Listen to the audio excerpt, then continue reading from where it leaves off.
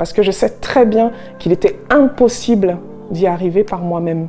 Ce qu'il a fait pour moi, c'est juste une grâce, c'est un miracle. Parce que je n'ai pas la prétention d'avoir fait quoi que ce soit. Il me l'a donné gratuitement, en fait, dans le fond, c'est ça.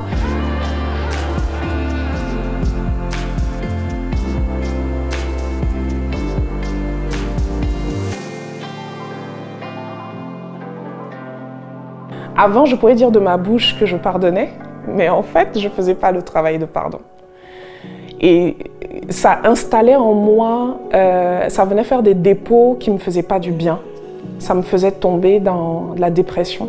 Je me renfermais sur moi-même. Et je pense que c'est réellement la raison pour laquelle j'ai attenté à ma vie quand j'avais 22 ans. Parce que je me sentais vraiment seule.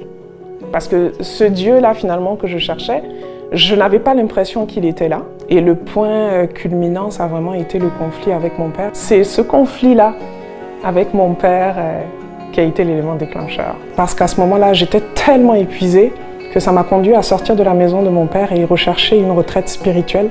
Et quand je suis arrivée, en fait, je ne savais pas où je mettais les pieds.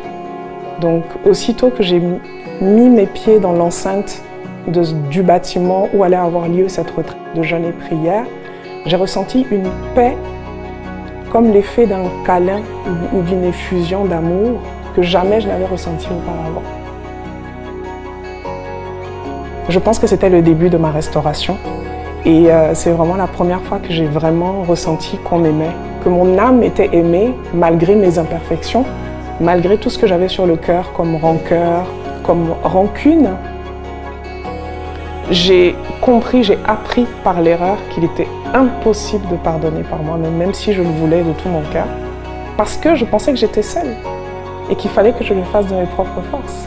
Mais avec Jésus, j'ai la conviction que, en le choisissant comme Seigneur et Sauveur personnel et en appliquant la parole de Dieu dans la Bible, il fait en moi ce dépôt qui me donne les outils nécessaires pour pardonner. C'est un miracle en fait.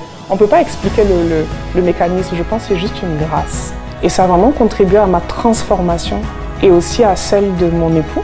Grâce à cette paix et cette sérénité qui transparaissait à l'extérieur, mon mari m'a dit que ça ne pouvait pas être autre chose que Dieu.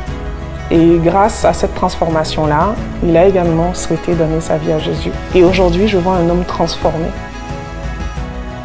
J'ai choisi de me faire baptiser pour témoigner de ce qu'il a fait pour moi, par obéissance pour faire comme lui. Depuis que je suis en Jésus, j'ai cette ferme assurance qu'il est toujours avec moi. Mon nom est Fanta et c'est ma nouvelle vie.